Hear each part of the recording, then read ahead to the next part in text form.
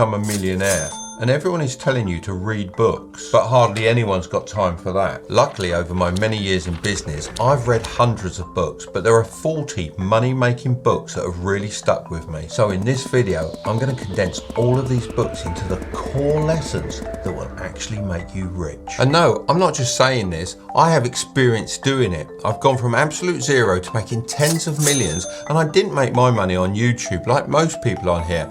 I did it running real businesses. So I promise that the things I'm going to share with you today will take you from $0 to $100,000, $100,000 to $1 million, and $1 million to $10 million if you apply them correctly. Level 1, going from 0 to $100,000. First, you need to master your mind. I didn't come from a wealthy background, and during my youth, I vividly remember people saying the phrase, money is the root of all evil. Secrets of the Millionaire Mind explains how these phrases program us to believe that rich people are the devil. It took me a long time to rid myself of the negative feeling in my stomach when I thought about making money.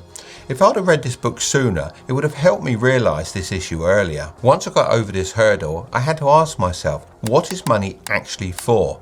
For me, the answer was freedom. The psychology of money puts it a little differently and says it's all about control, but I suppose the goal is the same, to be able to do whatever you want, whenever you want. It also touches on how there's a clear difference between the rich and the wealthy.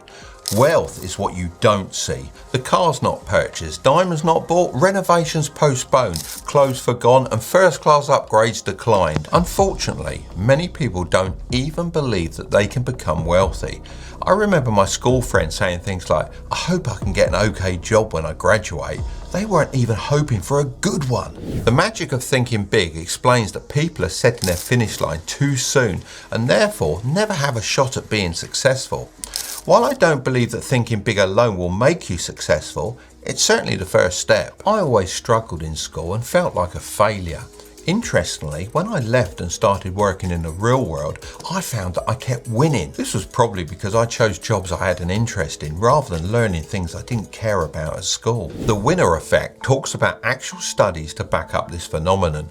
The book discusses how positive correlation has been found between successful stock market traders and their testosterone levels. Furthermore, winning increases the testosterone receptors in your brain, which causes you to win more in the future. That's why it's important to set those achievable goals and get those little wins every day. I believe that my struggles in school and my strong drive for success had a positive impact on my life. They left me with no other option but to push forward. Think and Grow Rich tells the story about a great commander. Despite being outnumbered by a far superior enemy, he burned his army's own ships, leaving them with no escape plan. This forced his soldiers to fight with everything they had, resulting in a miraculous victory against all the odds. It just shows there's a big difference between wanting to succeed and needing to. Being comfortable is just as harmful as having an escape plan. During a chat with Andrew Tate, he referred to this as one of the Matrix's tools. Unscripted also presents this idea. The author argues that society aims to transform us into model citizens, which stands for mediocre, obedient, dependent, entertained and lifeless. Avoiding this fate depends on how well you can manage stress. The essence of success gives us a helpful perspective on this. The book mentions that all the water that forms a fog that's 100 feet deep and 7 city blocks wide can fit into a small glass.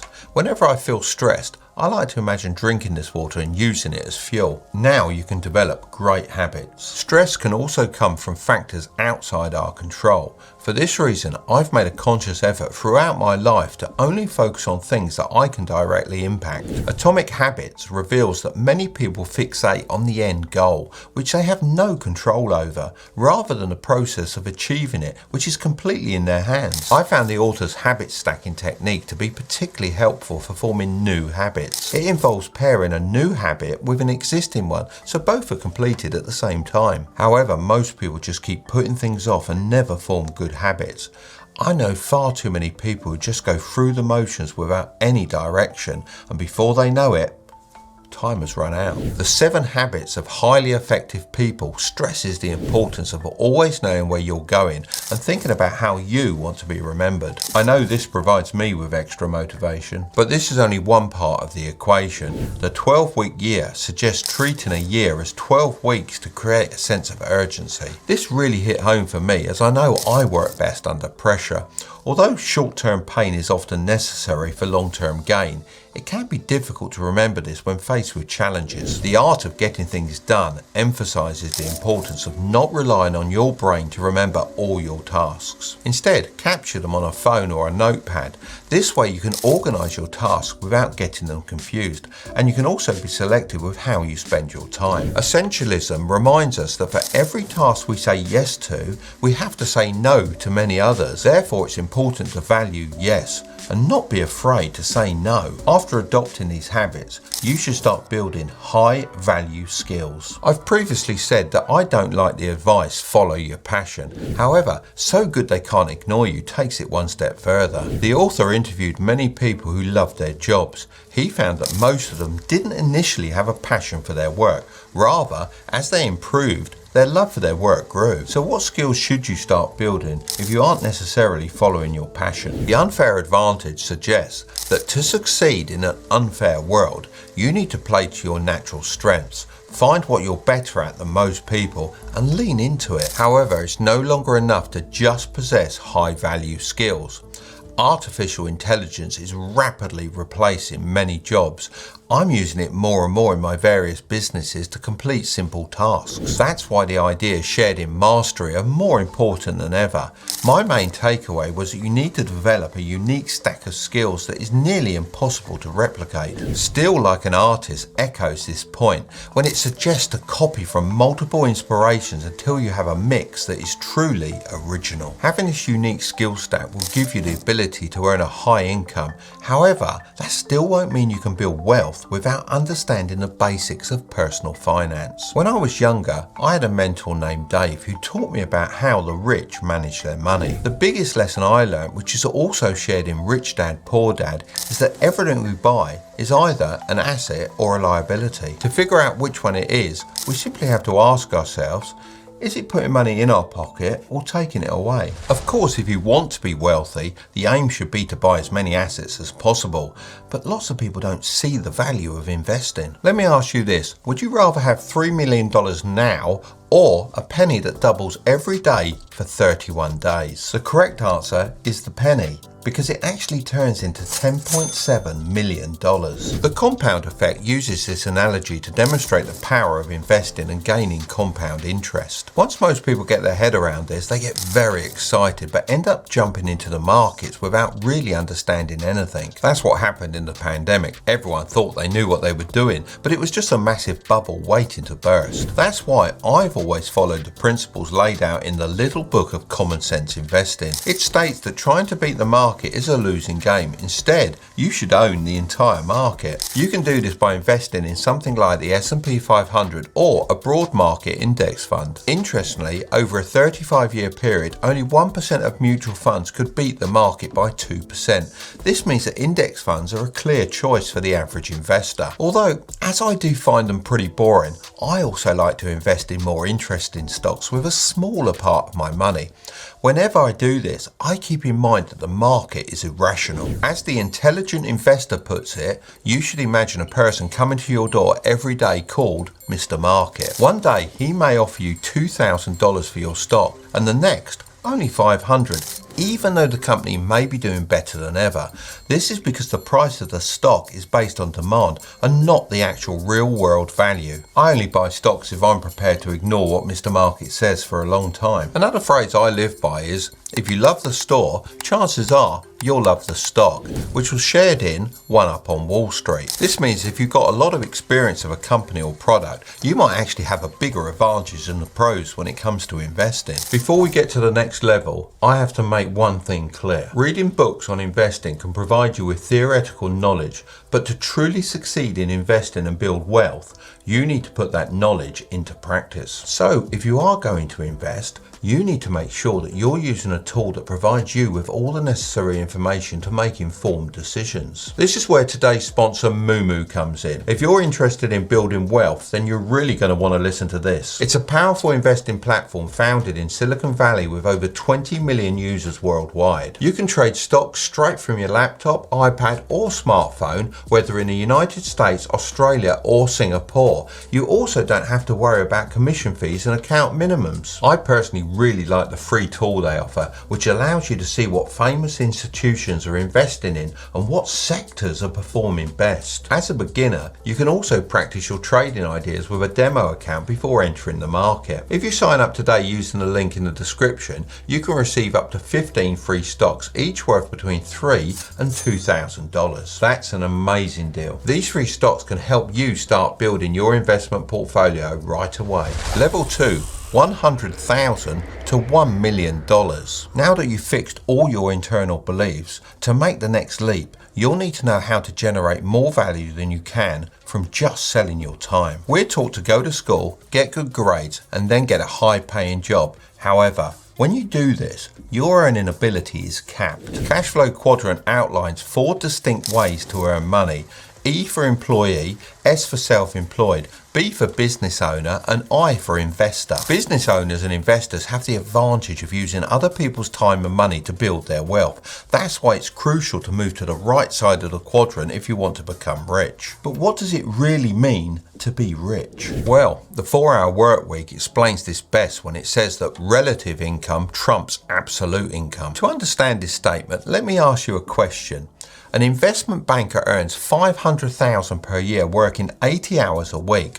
On the other hand, an e-commerce entrepreneur earns $40,000 per year but only works 4 hours per week. Who's richer? If we look solely at absolute income, then the banker is clearly making more money. However, if we consider the time worked, the banker earns $120 per hour, whereas the entrepreneur earns $200 per hour. To take it one step further, the entrepreneur can actually already live the retired life that the banker dreams of, as he can operate from anywhere in the world. I'll take the entrepreneur route any day of the week. 0 to 1 states that the first step to starting a business is betting on a contrarian truth. This is the basis for most successful businesses. For example, Netflix had to bet on the fact that people wanted to binge watch TV shows at home, and Airbnb had to believe that people would be willing to stay in a stranger's house. For many people, the biggest hurdle is coming up with an idea. However, this is often easier than you might think. Disrupt You outlines an effective method, which is to write down 3 things that annoy you every day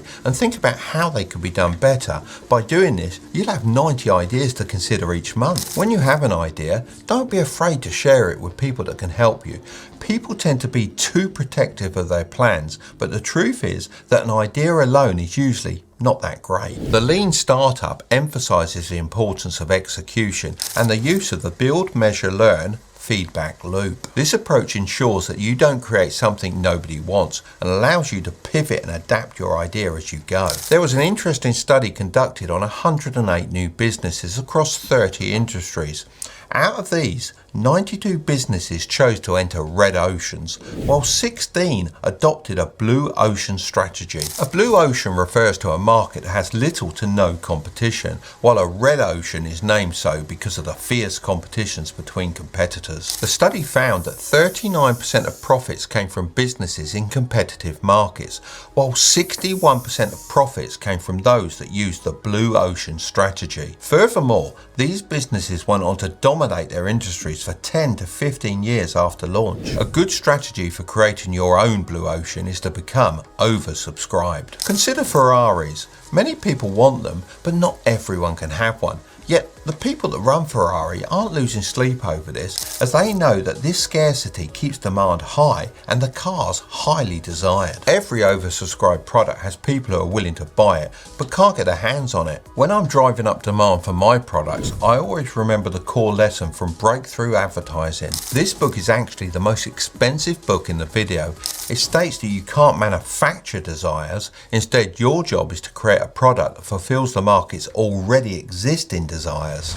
Level 3, $1 million to $10 million plus. Elon Musk wouldn't be nearly as successful as he is today if he didn't have the ability to inspire others to make his visions a reality. Influence, The Psychology of Persuasion is one of the best books on this topic. I've been using this principle in my model shops for years, as my employees are encouraged to help customers with quick repairs for free. I know that if we do this, the person's far more likely to come back in the future and make a much larger purchase. You can use this with anything. Just focus on giving value and eventually it'll come back to you. Dealing with people comes with a lot of headaches. You can't compromise on your vision, but you also need to make sure that people don't resent you. Never Split the Difference says you can do this by using something called tactical empathy. The key is to empathize with someone's situation to get them to empathize with yours. People want to be heard, and as mentioned in How to Win Friends and Influence People, they don't want to be told they're wrong. The reality is, all humans are emotion-led creatures.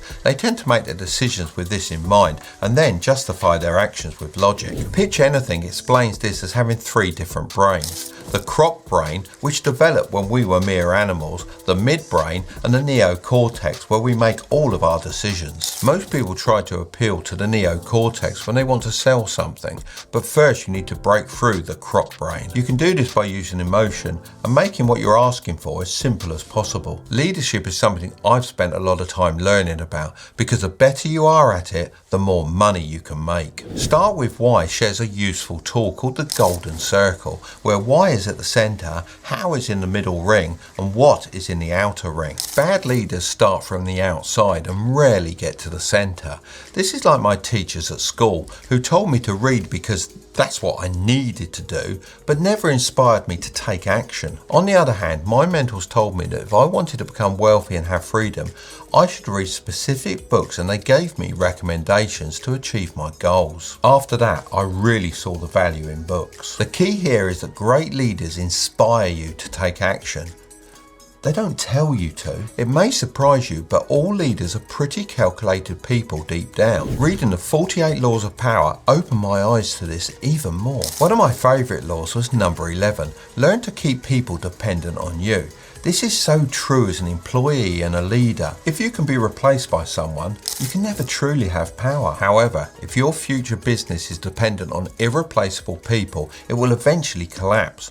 The reason why 80% of new businesses fail is that the person running it does not understand how to build systems and processes. The E-Myth outlines how most people who start businesses are not entrepreneurs, but rather just good at a certain skill. For example, someone who makes good cakes may not necessarily be able to run a successful bakery. These kinds of entrepreneurs often overinvest in their businesses, hoping that one day they will turn a profit. However, what often happens is the income slows down while expenses remain high, leading to the closure of the business and no profits. That's why adopting the strategy described in the book Profit First is crucial. The book proposes that entrepreneurs should run their business with the calculation sales minus profit equals expenses to ensure that they're always profitable. I believe one of the primary reasons I've succeeded in business for so long is by specializing in one specific niche: radio-controlled models. Although it may seem small, I know I could be the best in my field.